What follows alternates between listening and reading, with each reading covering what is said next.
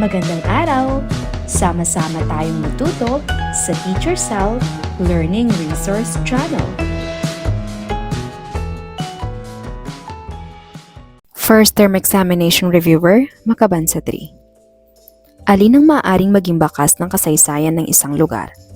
A. Bagong laruan. B. Lumang gusali. C. Blankong papel. D. Walang lamang kahon. B. Lumang gusali.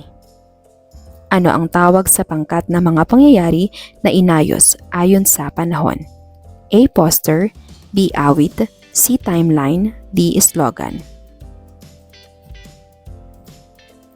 C. Timeline. Aling elemento ng kasaysayan ang sumasagot sa tanong na saan nangyari? A. Tao. B. Panahon. C. Pangyayari. D. Lugar. D. Lugar. Nabasa ni Rosa na itinayo ang paaralan noong 1980. Ano ang ipinapakita ng 1980? A. Panahon.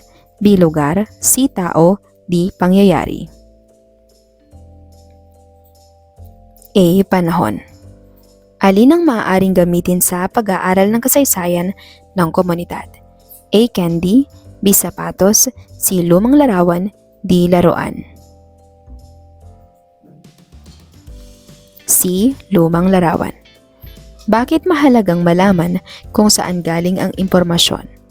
A. Para malaman ang haba ng teksto. B. Para malaman kung mapagkakatiwalaan ito. C. Para makita kung maganda ang papel. D. Para bilangin ang mga larawan. B. Para malaman kung mapagkakatiwalaan ito. Magkaiba ang sinasabi ng dalawang sanggunian. Ano ang dapat gawin? A. Hulaan ng tama. B. Piliin ang mas maikli. C. Maniwala agad sa una. D. Ihambing at suriin ang dalawang sanggunian. D. Ihambing at suriin ang dalawang sanggunian. Alin ang halimbawa ng kabuhayan? A. Panonood. B. Pagsasaka. C. Paglalaro. D. Pagsayaw.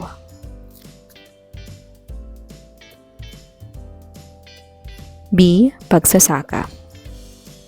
Dati ay kakaunti ang bahay sa barangay. Ngayon ay marami na. Ano ang ipinapakita nito? A. Walang nagbago. B. Pareho ang barangay noon at ngayon. C. Nagbago ang komunidad. D. Nawala ang kasaysayan nito. C. Nagbago ang komunidad. Noon, sulat kamay ang talaan ng tindahan. Ngayon, gumagamit na ng computer. Ano ang ipinapakita nito? A. Pagbabago sa pangalan. B. Pagbabago sa laro. C. Pagbabago sa panahon. D. Pagbabago sa kabuhayan. D. Pagbabago sa kabuhayan. Aling salita ang tumutukoy sa dating kalagayan ng komunidad? A. Bukas. B. Mamaya.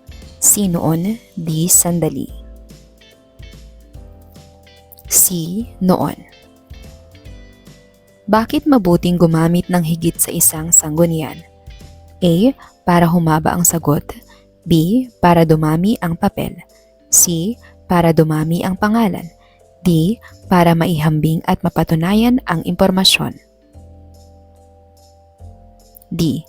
Para maihambing at mapatunayan ang impormasyon. May lumang larawan ng makitid na daan at bagong larawan ng malapad na daan. Ano ang masasabi?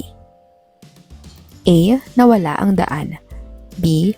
Lumawak ang daan sa paglipas ng panahon. C. Lumiit ang daan. D. Walang nagbago. B. Lumawak ang daan sa paglipas ng panahon. Dumami ang mga sasakyan kaya pinalawak ang kalsada. Ano ang sanhi? A. Dumami ang sasakyan. B. Lumiit ang barangay. C. Pinalawak ang kalsada. D. Dumami ang bahay. A. Dumami ang sasakyan. Noon, naglalakad ng malayo ang mga bata. Ngayon, may kalsada at sasakyan na. Ano ang epekto? A. Mas madali nang makarating sa paaralan. B. mas lumayo ang paaralan. C. Hindi na kailangan ang paaralan. D. Mas mahirap nang bumiyahe. A. Mas madali nang makarating sa paaralan. May nagsabi, mas maganda ang komunidad noon. Ano ang dapat gawin bago maniwala? A. Maniwala agad. B. Tanungin lang ang isang kaklase. C. Piliin ang gusto mong sagot. D. Suriin ang ebidensya noon at ngayon. D. Suriin ang ebidensya noon at ngayon. Gagawa ang pangkat ni Ben ng presentasyon tungkol sa pagbabago ng barangay. Alin ang pinakamahusay? A. Isang bagong larawan lamang. B. Pangalan lang ng barangay. C. Timeline na may lumang at bagong larawan at paliwanag. D. Larawang walang paliwanag. C. Timeline na may luma at bagong larawan at paliwanag.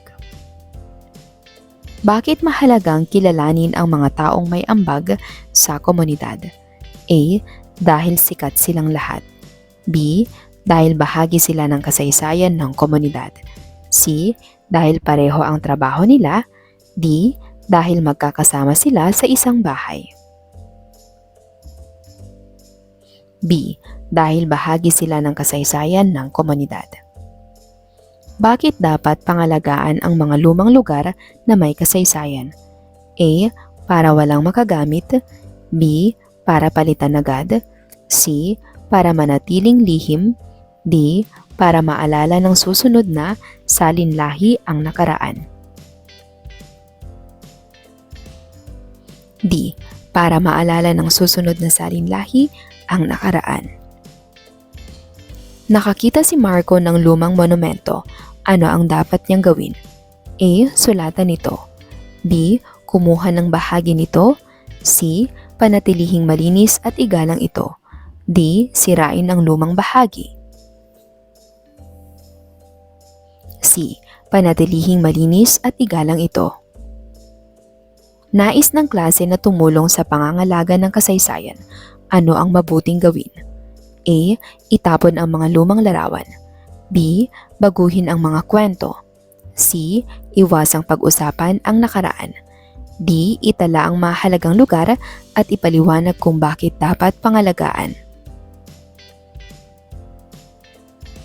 D. Itala ang mahalagang lugar at ipaliwanag kung bakit dapat pangalagaan. Alin ang magandang proyekto tungkol sa kasaysayan ng komunidad? A. Poster na may mahalagang tao o lugar, ambag nito at mensahe ng pangangalaga. B. Collage na walang paliwanag. C. Timeline na walang sanggunian. D. Profile na walang ambag. A. Poster na may mahalagang tao o lugar, ambag nito at mensahe ng pangangalaga. Alin ang tumutulong sa mabuting kalagayan ng komunidad? A. Pagkakalat. B. Paninira. C. Kapayapaan. D. Pag-aaway. C. Kapayapaan. Ano ang tawag sa pangakong gagawin upang makatulong sa komunidad? A. Timeline. B. Mapa. C. Alamat. D. Pledge of Commitment.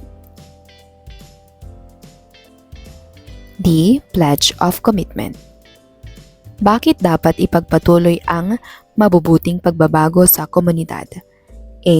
Para dumami ang basura. B. Para manatiling maayos at ligtas ang komunidad. C. Para bumalik ang mga suliranin. D. Para hindi na magtulungan ang mga tao. B. Para manatiling maayos at ligtas ang komunidad.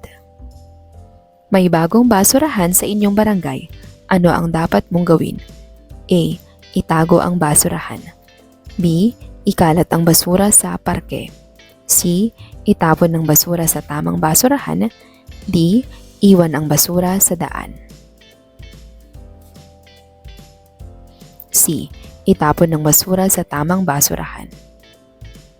Naglagay ng basurahan at naglinis ang barangay. Naging mas malinis ang palengke. Ano ang tamang sanhi at bunga. A. Sanhi, naging malinis, bunga, dumami ang basura. B. Sanhi, dumami ang tao, bunga, nawala ang palengke. C. Sanhi, naging tahimik, bunga, tinanggal ang basurahan. D. Sanhi, naglagay ng basurahan at naglinis, bunga, naging malinis ang palengke. D. Sanhi, naglagay ng basurahan at naglinis, bunga, naging malinis ang palengke. Alin ang pinakamalinaw na mensahe para sa malinis na komunidad? A. Mahalaga ang komunidad. B. Tumulong tayo sa tamang pagtatapon at paglilinis ng paligid. C. Maganda ang malinis na lugar. D. Dapat nating mahalin ang barangay. B. Tumulong tayo sa tamang pagtatapon at paglilinis ng paligid. Gagawa si Leia ng plano upang ipakita ang pagpapahalaga sa malinis na komunidad. Ano ang pinakamainam? A. Drawing lamang ng malinis na lugar. B. Slogan lamang tungkol sa kalinisan. C. Poster tungkol sa kalinisan at pangakong magtatapon ng tama. D. Larawan na walang paliwanag. C. Poster tungkol sa kalinisan at pangakong magtatapon ng tama. Alin ang ebidensyang makatutulong upang malaman ang dating anyo ng komunidad? A. Birong narinig. B. Hula ng kaklase. C. Kwentong gawa-gawa. D. Lumang larawan. D. Lumang larawan.